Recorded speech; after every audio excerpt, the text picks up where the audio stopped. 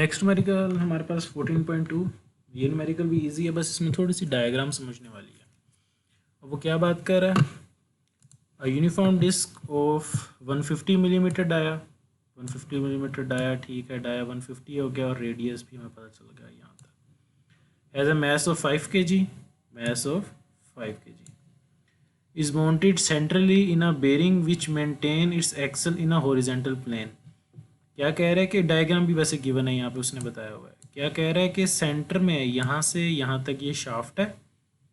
हम पहले जितने भी न्यूमेरिकल किए ना, हमने कोई एक साइड पे वो रोटेट हो सकती है, दूसरे एंड पे डिस्क लगी हुई और ये रोटेट कर रही है। अब ये ऐसी है कि ये आगे भी ऐसे करके लगी होगा और ये दोनों साइडों से हो ऐसे करके, ठीक है। तो ये इस तरह का एग्जांपल है कि आगे भी एक जो है वो हमारे पास शाफ्ट लगी हुई है उसके, तो ये शाफ्ट लगी हुई है और दरमियान में डिस्क है हमारे पास, और ये दोनों तरफ क्या है, बेरिंग्स लगे हुए हैं।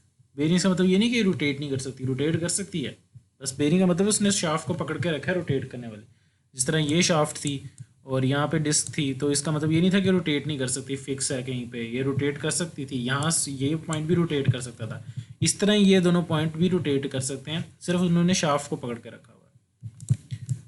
तो the disc spins about its axis with a constant speed of 1000 n 1000 given है, तो हम ओमेगा भी फाइंड कर लेंगे। Omega 2 pi n by 60 104 radian पर सेकंड, और डायरेक्शन जो है वो एंटी क्लॉकवाइज है, ये ऐसे ना नीचे को जा रहा है, वो एरो जो पीछे बना हुआ था।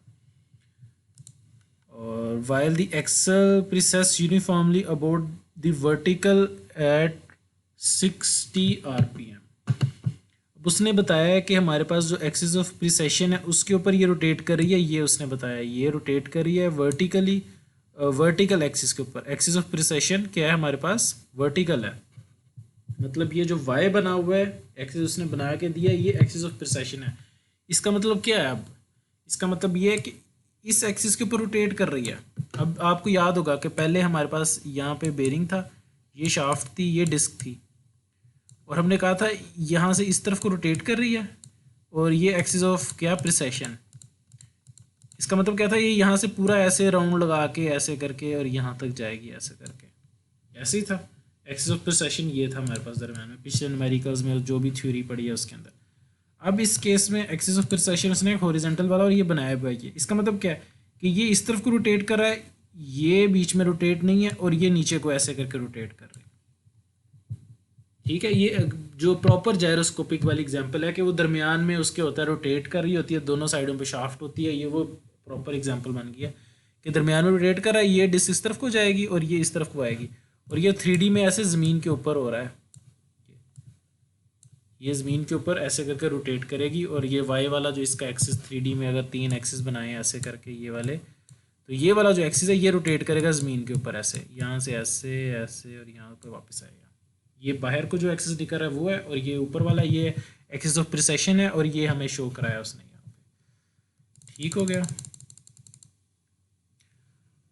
और उसने कहा है किस स्पीड से रोटेट कर रही है एक्स एक्सिस के ऊपर, हाँ एक्सिस ऑफ प्रिसेशन है तो एन पी गिवन है, और उसने ओमेगा पी फाइंड कर लिया उससे, एंड देन उसने एक्स बता दिया कि बेरिंग से बेरिंग तक का डिस्टेंस यहाँ पे लिखा हुआ है क्या है, 100 है या 0.1 मीटर है, ठीक हो गया।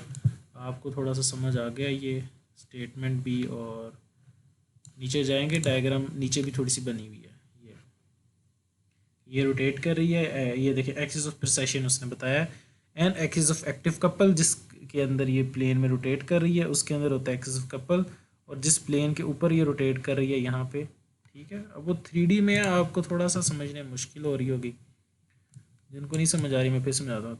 3 axis, X axis, Y axis, ये दो तो मैं लैपटॉप पे या कंप्यूटर पे बना सकता हूँ दोनों इस तरह। एक एक्सिस होगा जो बाहर को निकल रहा होगा, जिसको मैं थोड़ा ऐसे करके शो करा सकता हूँ, पर वो प्रॉपर बाहर को आ रहा होगा, ठीक है।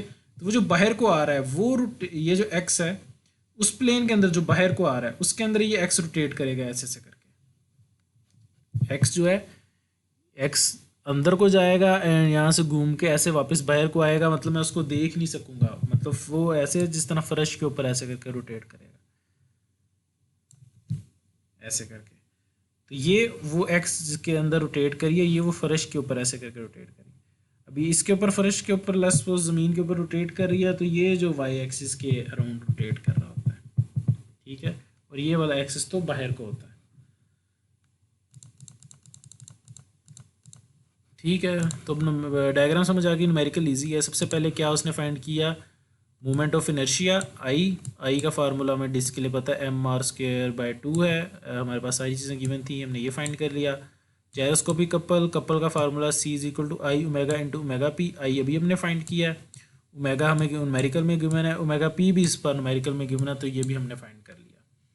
अब वो क्या कह रहा है हमारे पास, the direction of reactive gyroscopic couple is shown the F force due to bearing, और उसने हमारे पास फोर्स कैलकुलेट किया, जो फोर्स लग रही है, फोर्स का क्या है, कपल डिवाइडेड बाय एक्स, जो एक्स है हमारे पास।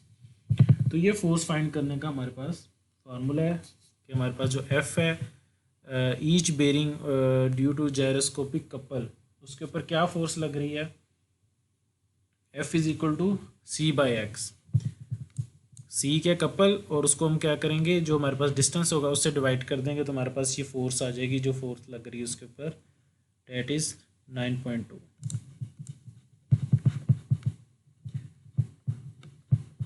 अब नीचे डायग्राम में जाते हैं।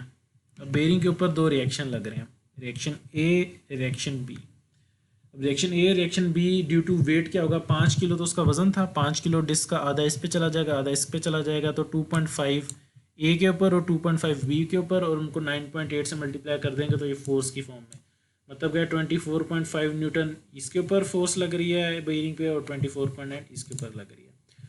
और फोर्स जब लग रही है तो उसका हमने रिएक्शन फाइंड करना है। अब इसकी डायरेक्शन देखें, अब ये जब इस तरफ को रोटेट कर रहा है तो ये इसको अपोज कर रही है फोर्स, ये वाली, ठीक है। और जब ये मैंने बताया इस एक्सिस के अराउंड रोटेट करना है, इसने ऐसे करके ऐसे, अब आप खुद देख लें कि जब ये इस तरफ को रोटेट करेगा, फिर इसका मतलब तो इसको अपोज कौन सी फोर्स करेगी, उसकी डायरेक्शन जो है वो अपोजिट होगी, ऐसे। तो ये उसने एफ जो है नीचे को बनाई थी, ये एफ क्या है, ए पॉइंट पे ऊपर को बनाई है। तो अब वो कह रहा है रिएक्शन जब फाइंड करना, अब इस रिएक्शन में जो है बी वाला में, उसमें ये वाली फोर्स क्या माइनस हो गई, और ए वाले में ये भी ऊपर को है और ये भी ऊपर को है, तो ये दोनों क्या ऐड हो जाएंगी। तो यही बात है, देखें आर ए रिएक्शन फाइंड करना है, एफ प्लस आर ए, क्योंकि दोनों की डायरेक्शन सेम है, दोनों ऐड होंगी। तो ये उसने फोर्स निकाल रही रिएक्शन ए। अब इस साइड पे ये वाली ऊपर को थी रिएक्शन की फोर्स, और ये फोर्स जो है वो नीचे को है, तो ये इसमें से माइनस हो जाएगी, एफ माइनस आर बी, तो उसने ये वाली फोर्स निकाली। तो रिएक्शन ए एंड बी जो है उसने फाइंड कर लिए आंसर उसका। हमने स्टेटमेंट में देखा नहीं था उसने पूछा क्या था, क्या उसने पूछा था, find the resultant reaction at each bearing due to the mass and gyroscopic effect.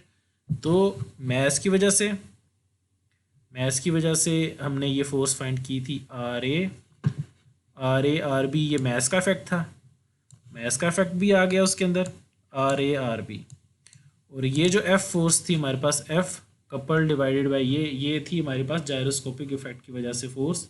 ये दोनों का इफेक्ट हमने इस रिएक्शन का देख लिया और हम दोनों को कैलकुलेट कर दिया। हम न्यूमेरिक करते थे ना, स्टैट में न्यूमेरिकल्स करते थे, रिएक्शंस फाइंड करते थे, उसमें हम जायरोस्कोपिक इफेक्ट नहीं देखते थे, उसमें सिर्फ R A R B reaction find. तो ये वो बेसिकली वही मेथड है R A R B find करने का, रिएक्शंस फाइंड करने का। हाँ, बस उसमें एक एफ ऐड हो गया जो कि जायरोस्कोपिक इफेक्ट है, जो कि अब हम पढ़ रहे हैं, और वो इफेक्ट किस वजह से है, रोटेशन की वजह से। ठीक हो गया, ये न्यूमेरिकल भी समझ आ गया आप।